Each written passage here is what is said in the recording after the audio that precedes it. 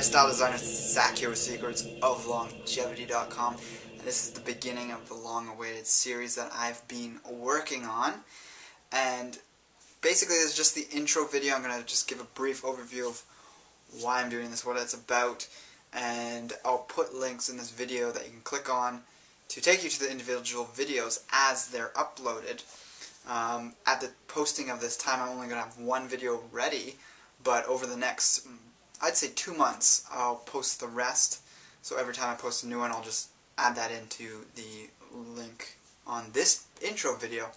So this is the hub that will branch out to the other topics that all fall under this category of looking more in depth into animal foods and whether or not they're healthy, whether or not they can promote or hinder longevity, what the ethical issues are around them, and sort of the whole diverse scope that personally I feel is there's a lot of misunderstanding around animal foods, and this largely has to do with the way people interpret science, scientific studies, and the problems that people have in being selectively biased in looking at the science and the overall body of work in nutrition, and not taking into account these other areas of the science that conflict with their ideology.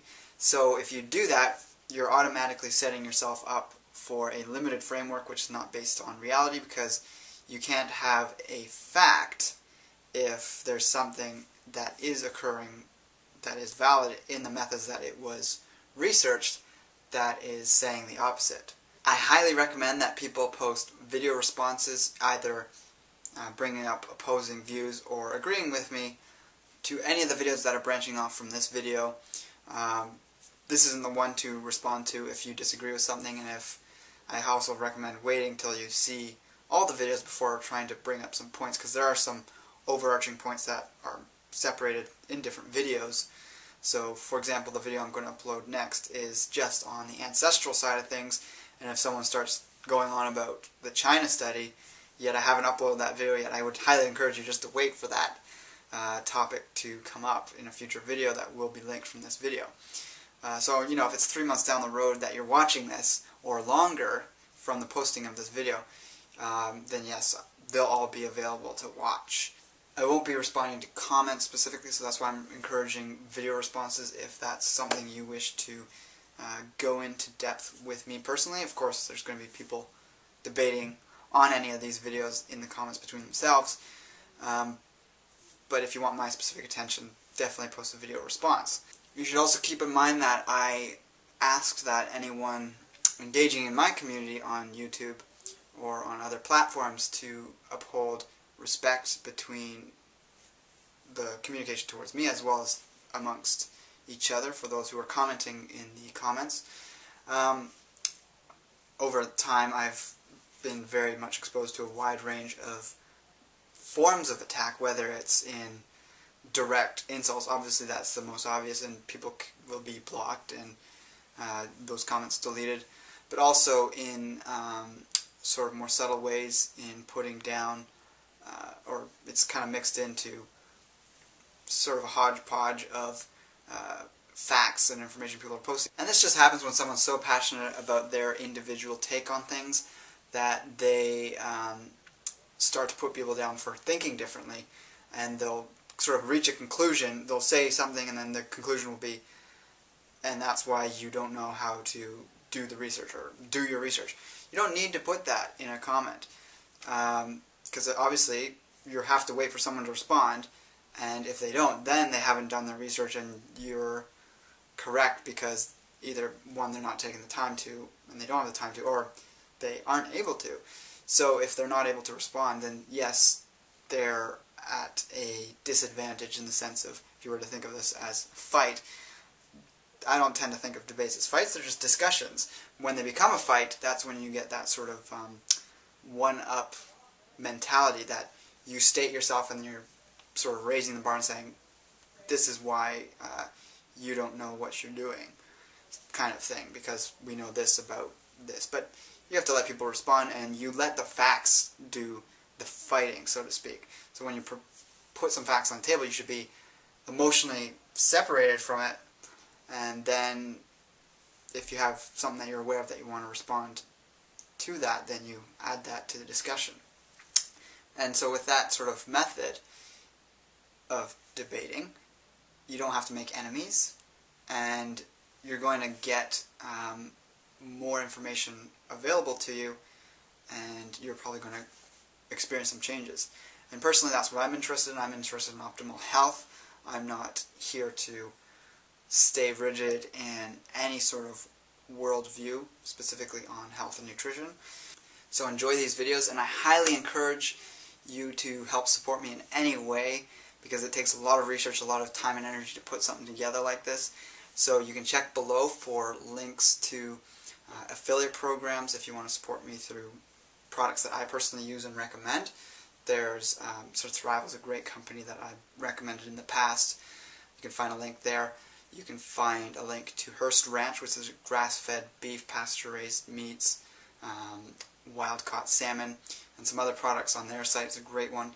There's usually a free shipping with some free perks if you spend above a certain amount. So that's something that is always good to look for on their site. There's Dragon Door, which is one of my favorite hubs for exercise books and products. Kettlebells, books on kettlebell training, bodyweight training, sort of real cutting-edge strength conditioning books, as well as some Qigong and other Eastern practices in those books, and DVDs and videos, etc. And of course there's also Mountain Rose Herbs, another highly recommended company, Hyperion Herbs. There's some other links down there that you can check out. You can always also make a donation directly to me on my website. I've got a link down below for that as well. And if you're watching this on somewhere other than YouTube, you can click in the bottom right bar of the YouTube video bar. There's going to be a YouTube logo, and when you hover over that, it's a button, and it says watch on YouTube, and you click that and it'll bring you to the YouTube page. And once there, if you're not there already, you can go below the video, and there's a drop down menu you click, and you see the links that I've provided below. So the other possibility is to set up a phone consultation with me. So if you like my research and my view and you want some help with your lifestyle, you can definitely check that out, and we can set something up to help you make any changes you need to make. So I'd really appreciate the support that you can give to me, and here are the topics on the videos that I'll be covering, all relating to the real evidence on animal foods. So the first one is, that you're going to see in a button on the screen here, is on the topic of the ancestral diet. So I go over the entire evolutionary history of animal foods, and to what degree we've been eating them, for how long, and at different times in our species history, what exactly we were eating. And also get into some comparisons to the physiology of primates, specifically the habits and physiology of chimpanzees. And it's a very fascinating video. So you can click that button anytime. It won't change where you're at in this video. It'll open it in a new window. And so the next button that's going to appear is on the physiology and biochemistry of animal foods. So what exactly is going on in the body when you're consuming cholesterol, saturated fat? Is it just directly going and sticking to the walls of your arteries after it's gone to your bloodstream?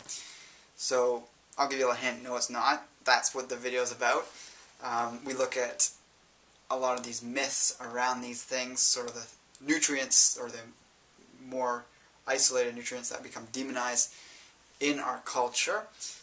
So I really sort of expose that, and we really look at the fundamental facts of what's going on.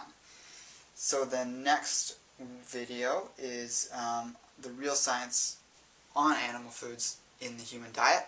So this looks at the large epidemiological studies, as well as some of the smaller ones, to support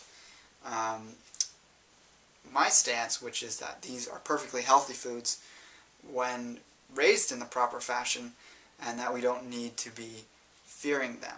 So we look at the studies that are anti-animal foods, and we kind of look at the problems in them, so a lot of the major ones, and then we also look at a lot of the science that is supporting that these things are healthy for us. And of course you'll find some of those studies throughout all of these videos, but specifically this one video is focused on that. The next video is the effects of meat, eggs, and dairy, basically animal foods, on longevity. So this is, of course, getting really down to the topic of what are the longest lived cultures eating, to how much meat and eggs and dairy are they eating, what effects do we see this actually having on human lifespan potential. So again, there's going to be great information in all these videos. That's probably going to be a very good one. I'm looking forward to shooting that one. The next one is on vegans and vegetarians are confused and misguided. So this is looking at the common arguments in the vegan-vegetarian world of why they think that meat, eggs, dairy are bad for your health, and why we've never supposedly been designed to eat them. So I go into sort of that whole physiology argument of, you know, we're designed like an herbivore, not an omnivore, not a carnivore, as well as some other interesting topics. The next one, which sounds similar but it's quite a bit different, is the omnivorism versus vegetarianism video, which examines more the science, not sort of the pseudoscience, which is the sort of mainstream vegan thoughts around why we shouldn't eat these things. But this is the actual science of what is happening in vegetarians and vegans that stay on this diet long term. What have the studies shown to us that happen, that we're done well?